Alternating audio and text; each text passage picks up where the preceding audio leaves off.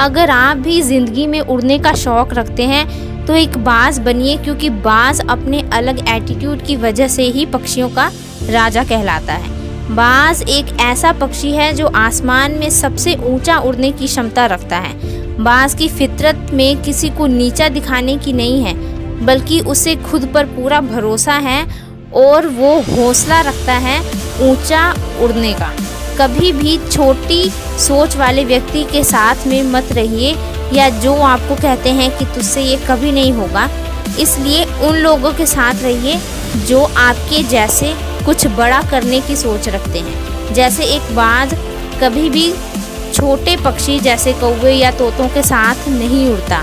वो या तो अकेला उड़ता है या अपने बराबर के लोगों वालों के साथ। एक बाज़ अपने शिकार को 5 किलोमीटर की दूरी से ही देखकर पहचान लेता है और उसे हासिल करता है, चाहे उसे पाने में कितनी ही मुश्किलें क्यों ना हो। उसी तरह आप भी अपने लक्ष्य को पहचानिए और उसे पाने के लिए दिन रात मेहनत कीजिए। चाहे कितनी ही मुश्किलें आएं, आपको अपना लक्ष्य हासिल करना ही है। कभी भी मुसीबतों से डरिए मत, क्योंकि हर मुश्किल पार करने के बाद आपको एक बड़ी कामयाबी हासिल होती है। इसलिए मुश्किलों को हंसते हंसते पार कीजिए।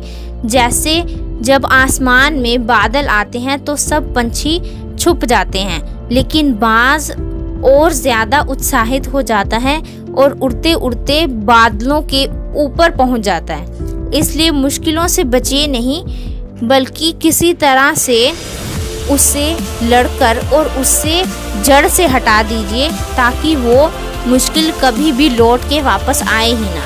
आपने यह लाइन तो ज़रूर सुनी होगी, life begins at the end of your comfort zone.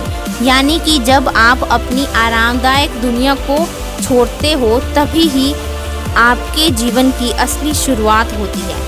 इसलिए हमें ज़िंदगी में सफल होना है तो मेहनत कीजिए, कंफर्ट जोन के अंदर रहकर नहीं, बल्कि उससे बाहर निकलकर।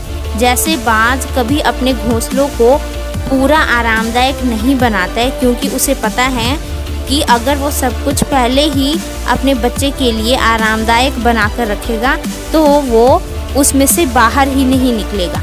इसलिए सफल होना है तो मेहनत कीजिए, क्योंकि मुश्किलें तो आती रहेंगी, लेकिन जो आपकी जिम्मेदारी है आपने उसे लड़कर अपने लक्ष्य को हासिल करना ही है।